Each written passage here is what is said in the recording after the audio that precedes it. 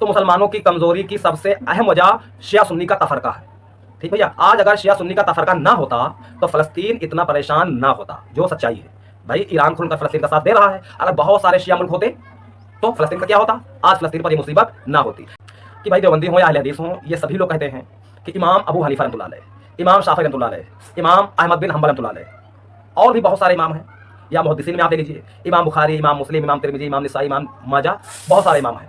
इन सब को तो देवबंदी और अहले हदीस वाले भाई इमाम मानते हैं, लेकिन जब मौला हुसैन की बात आती है तो कहते हैं कि ये इमाम कब बने। कि अगर इमाम अबू हनीफा इमाम है, इमाम शाफी इमाम है, इमाम बुखारी, इमाम मुस्लिम इमाम हैं, तो इनसे कई गुना बड़े इमाम इमाम हुसैन अलैहिस्सलाम हैं। ये मैं कहता हूँ, शुरुआत से कह रहा हूँ और अल्लाह ने चाहा तो कहता रहूँगा। मैं अहले बैत का सपोर्ट ज़्यादातर क्यों करता हूँ? तमाम भाइयों और बहनों, अस्सलाम वालेकुम रहमतुल्लाहि व बरकातुहू। उम्मीद आप सभी लोग खैरियत से होंगे। भाइयों, एक हमारे दोस्त हैं, वो एक दिन हमसे कह रहे थे कि यार शौकत भाई, आप सिर्फ अहले बैत पर ही वीडियो क्यों बनाते हो? ठीक है, तो भाई अब इस जवाब को हमारे दोस्त भी सुनेंगे और इस तरह का सवाल जिन जिन भाइयों के अंदर है वो भी समझ लेंगे। तो अहले बैत की बात ज़्यादा क्यों करता हूँ, ये पूरी बात बताऊँगा। इससे पहले एक ताज़ा कमेंट आया है, जो हमारे किसी भाई ने कमेंट किया। वो कह रहे हैं कि जो इमाम हुसैन को इमाम ना माने वो मुनाफिक है। अब इस कमेंट को किस तरह लोग देखेंगे? भाई जिसकी जो सोच होगी उस तरह देखेगा, लेकिन मैं आपसे कहता हूं कि मैंने कई ऐसे अहले सुन्नत में मौलवी देखे हैं जिनके सामने अगर कहा जाता है कि इमाम हुसैन, तो मौलवियों ने कहा है कि भाई वो इमाम कैसे हैं, कब इमाम बने। ये बात कई अहले सुन्नत के मौलवी कहते हैं। अब अहले सुन्नत से मुराद सिर्फ बरेलवी नहीं है भैया, अहले सुन्नत में देवबंदी, बरेलवी, अहले हदीस तीनों आते हैं। ठीक है, ये बात समझना ज़रूरी है। और इमाम बरेलवी हजरात तो कहते हैं, देखो जो बात है, अहले हदीस और जो देवबंदी भाई हैं, ये लोग मौला हुसैन को इमाम नहीं कहते हैं। अपनी तकरीरों में भी जब भी उनकी बात आएगी तो हजरत कहते हैं, लेकिन इमाम नहीं कहते हैं। ये बात बिल्कुल सही है, मैं इसमें ना कुछ बढ़ा रहा हूँ ना कुछ घटा रहा हूँ। तो अब यहाँ पर समझने वाली बात है कि वो इमाम क्यों नहीं कहते हैं और उनको काफ़ी सारे लोग इमाम क्यों कहते हैं। हालांकि अगर कोई भारी सवाल कोई मुझसे ही पूछ ले तो शायद मैं ही जवाब ना दे पाऊँ, क्योंकि भैया मैं कम पढ़ा लिखा आदमी, ठीक है। लेकिन कुछ बातें मुझे मालूम हुई तो मैंने सोचा कि चलो डालते हैं यूट्यूब पे। तो भाई लोगों ने सुनना शुरू कर दिया, लोगों को अच्छी लगने लगी।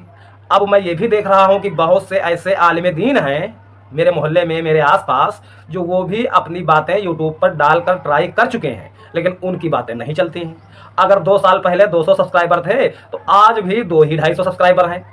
तो मैं गौर करता हूँ कि यार मैं पढ़ा लिखा तो हूँ नहीं ज़्यादा, काम धंधे वाला आदमी हूँ, थोड़ी सी बातें मुझे मालूम है, तो मैंने अपनी बातें रखी और लोगों ने सुनना शुरू कर दिया।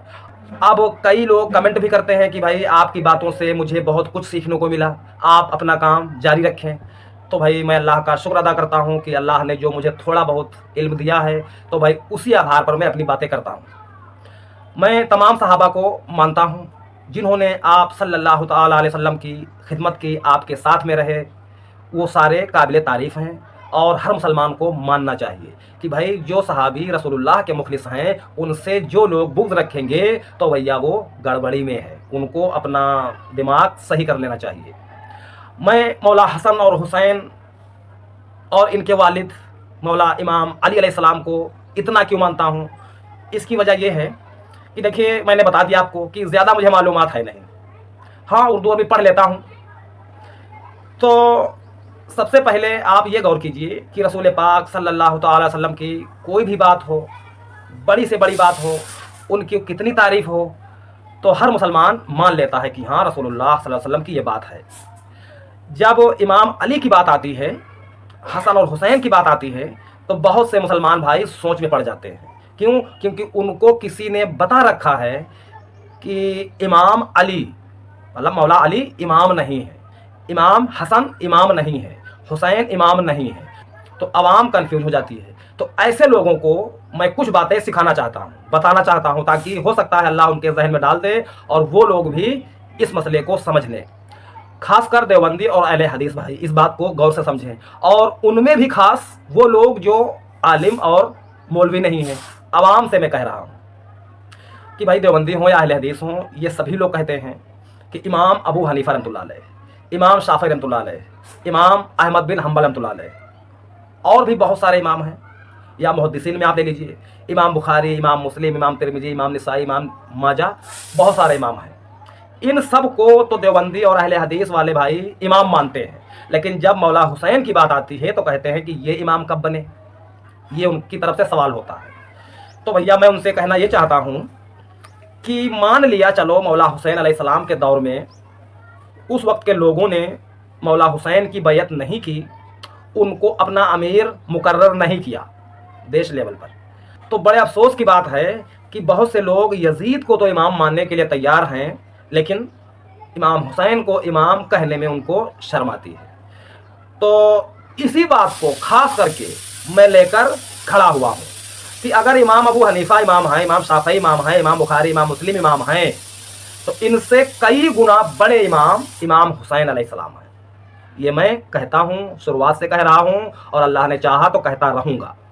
मैं अहले बैत का सपोर्ट ज़्यादातर क्यों करता हूँ, इस बात को कोई भी मुसलमान खारिज नहीं कर पाएगा, वो चाहे देवबंदी हो, बरेलवी हो या अहले हदीस हो।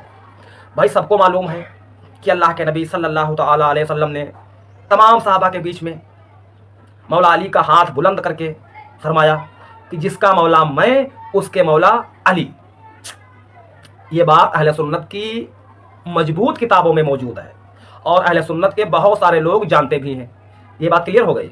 अब इमाम अली सिर्फ हमारे आपके मौला नहीं बल्कि तमाम सहाबा के भी मौला हैं। तो जो इंसान तमाम सहाबा का मौला हो तो आज के इंसान की क्या औकात है भैया, वो मौला माने या ना माने, उसके मानने से मौला अली पर कोई फर्क नहीं पड़ता है। ठीक है भैया। अब आइए बीबी फातिमा सलामुल्लाह अलैहा के बारे में। अल्लाह के नबी ने फरमाया कि तमाम जन्नती औरतों की सरदार है बीबी फातिमा सलामुल्लाह अलैहा। उनकी भी फजीलत आप अलैहिस्सलाम ही से साबित हो गई, वो भी शिया की किताबों से नहीं, अहले सुन्नत की किताबों से साबित है। ठीक भैया। अब आइए मौला हसन और हुसैन पर। तो आप अलैहिस्सलाम ही के फरमान में ये बात मौजूद है कि तमाम नौजवानों के सरदार हैं मौला हसन और हुसैन, जन्नती नौजवानों के सरदार हैं। ये बात रसूल पाक सल्लल्लाहु तआला अलैहि वसल्लम ने फरमाई है और अहले सुन्नत के बहुत सारे लोग मानते हैं। तो भैया जब इतने मोटे मोटे सबूत हम देख रहे हैं, मान रहे हैं, और ये ऐसे पॉइंट हैं जिन्हें कभी भी कोई मौलवी काट नहीं सकता, तो जब मैं ज़्यादा इल्म वाला हूँ नहीं, तो जो सबसे मजबूत कड़ी है वो मैंने याद कर ली। अब घुमा घुमा के बदल बदल के उनकी फजीलत बयान करता रहूँगा। अहले बैत की फजीलत बयान करने का मतलब ये है कि रसूलुल्लाह की फजीलत बयान हो रही है, और जहाँ पर रसूलुल्लाह की फजीलत बयान हो रही हो गोया अल्लाह की तारीफ़ हो रही है, और अल्लाह उसके रसूल और उनके चाहने वालों की तारीफ़ करना ही दीन है, उनका तरीका लोगों को बताना ही दीन है। अब बहुत से लोग ये भी कहते हैं कि यार शौकत भाई आप जो है शिया सुन्नी ज़्यादा करते हो। तो भैया मैं अपनी समझ से जो कर रहा हूँ सही कर रहा हूँ। मैं ये बात समझता हूँ कि जिस तरह एक गाड़ी में दो पहिया होते हैं, मतलब साइकिल हो या मोटरसाइकिल हो, उसमें दो ही होते हैं ना, तो एक पहिया अगर भ्रष्ट हो जाए तो गाड़ी नहीं चल पाएगी, दोनों पहिया मजबूत होना चाहिए। तो ये शिया और सुन्नी एक गाड़ी के दो पहिया हैं। अब जो हमारे सुन्नी भाई ये समझ रहे हैं कि शिया मुसलमान ही नहीं है, तो उनको ये बात गलत बताई गई है।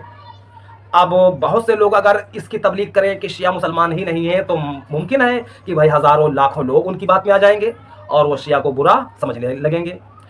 तो भाई जिसके वक्त में जो इशू होता है उस पर ही चर्चा ज़्यादा होती है, जो लॉजिक है। अब आप ऐसे समझिए कि आप अलैहिस्सलाम के दौर में चंद मुसलमान थे या मुशरिकीन मक्का थे। भाई यही तो दो गिरोह थे। तो मुशरिकीन मक्का जब भी कोई मशवरा करते थे, जब भी कोई प्लान बनाते थे, तो मुसलमानों के खिलाफ बनाते थे कि उनको कैसे हम हरा सकें। मुसलमानों की क्या मीटिंग होती थी कि भाई किसी तरह अल्लाह का दीन गालिब हो जाए, मुसलमान ऊंचे उठ जाएं, यही तो होता था।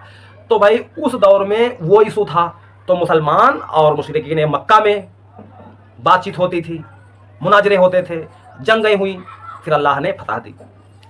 फिर आप खिलाफत में देखिए जो इशू हुआ है, जिसके दौर में उस इशू पर चर्चा हुई है, बातें हुई हैं, मुनाजरे हुए हैं, और ज़रूरत पड़ी है तो जंग भी हुई है।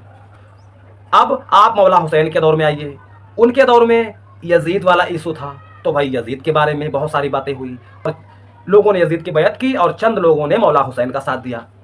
आखिरकार मौला हुसैन अलैहिस्सलाम शहीद हो गए। ठीक है, फिर आप दुनिया में देख लीजिए, आप जिस देश में रहते हो वहाँ पर राजनीतिक कई पार्टियाँ होती हैं, तो जो दो बड़ी पार्टियाँ होती हैं वही आपस में भिड़ी रहती हैं। एक पार्टी दूसरी पार्टी को नीचा दिखाने की कोशिश करती है, दूसरी पार्टी की जो बुराइयां हैं वो पब्लिक में लाने की कोशिश करती है, जो मेन होती हैं। बाकी भारत में ही ले लीजिए तो सैकड़ों पार्टियां हैं, लेकिन जो मेन पार्टियां हैं दो, फर्स्ट और सेकंड, तो यही दो आपस में भिड़ी रहती हैं। अब इनमें कौन सही कौन गलत वो बहस बात की है, लेकिन ये दुनिया का उसूल है। आज हम अगर देखें तो मुसलमानों की कमजोरी की सबसे अहम वजह शिया सुन्नी का तफरका है। ठीक भैया, आज अगर शिया सुन्नी का तफरका ना होता तो फलस्तीन इतना परेशान ना होता, जो सच्चाई है।